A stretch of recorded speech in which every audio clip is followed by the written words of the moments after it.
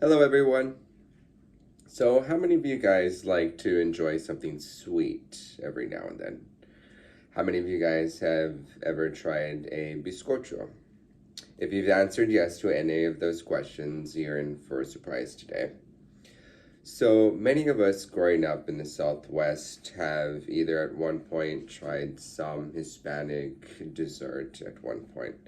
Maybe it's been flan, churros, sopapilla, buñuelo, and maybe even bizcocho at one point. But have you ever asked yourself what's the history behind them and where do they come from, or even how to make them yourselves? So, growing up in New Mexico, I had these little cookies since I was little around the holidays. My parents would get together and cook them in the kitchen around Christmas time. And today I'll be sharing a recipe with you guys that has been passed down through 4 generations of my family. So I'll be sharing the history of biscochos with you guys, a little bit of how it incorporates into family connections through cooking, and at the end, how to make them. I'll be sharing my recipe with you.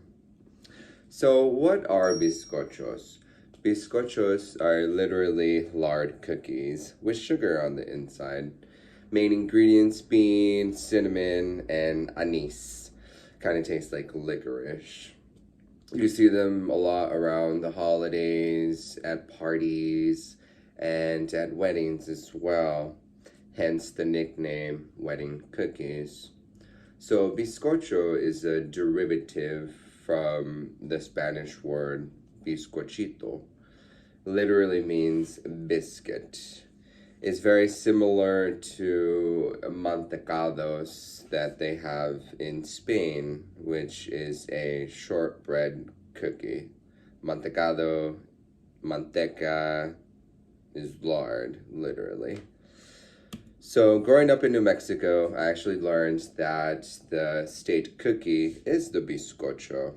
I learned this in elementary school and in middle school. I also learned that the state bird is is the roadrunner, and the state flower is the yucca. Also, the state symbol, if you haven't noticed on the license plate, is the Zia symbol.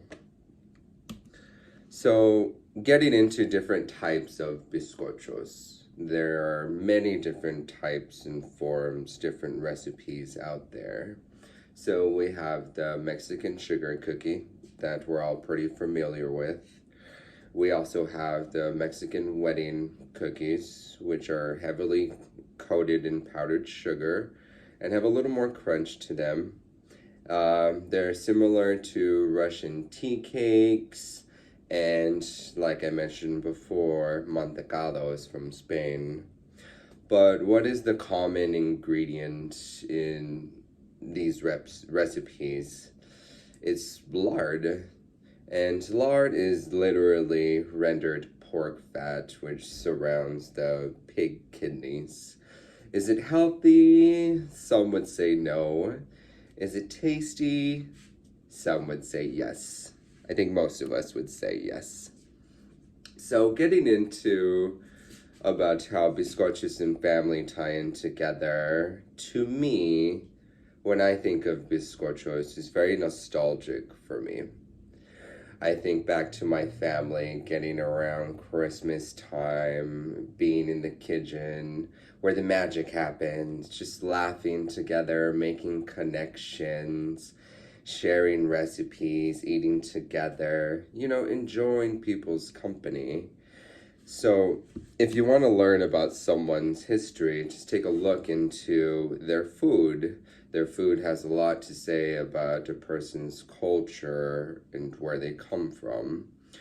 For us Hispanics, we're known for our spicy foods, our colorful plates, our street foods from burritos, gorditas, It's all innovative and it's very creative. We develop and work around the ingredients from our lands.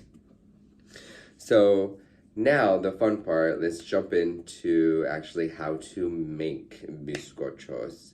The ingredients are quite simple. I'm going to attach it to the PowerPoint. I took a picture of the ingredients when I was making them. And as you could see here in the PowerPoint, it takes 1 cup lard, 2 cups lard actually, 1 pound lard, 1 cup sugar, 2 eggs, 1 tablespoon of salt, 3 tablespoons of baking powder, 3 tablespoons of anise, important ingredient, 1 tablespoon of cinnamon, half a cup of orange juice, and 6 cups of sifted flour. So once you have all these ingredients gathered together, then you could go into making and developing, constructing these wonderful little sugary, flaky desserts or snack, as you will. So first, you're going to want to mix the lard and sugar together. Make sure you mix them really well and make sure the lard is at room temperature. Once you're done with that, just go ahead and throw everything else into the mix, the eggs, the salt, baking powder, anise, cinnamon, the orange juice, and slowly start adding in the flour. But once you're done, roll it out, bake them for about 10 minutes or 10 to 15 minutes.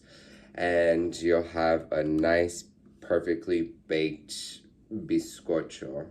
So we learned that biscochos are lard-based sugary cookies with Mexican and Spaniard influences. We can learn through culture and our foods who we are as people. So I want to encourage you to get out there and go try some biscochos today. Thank you very much. You guys have an awesome day.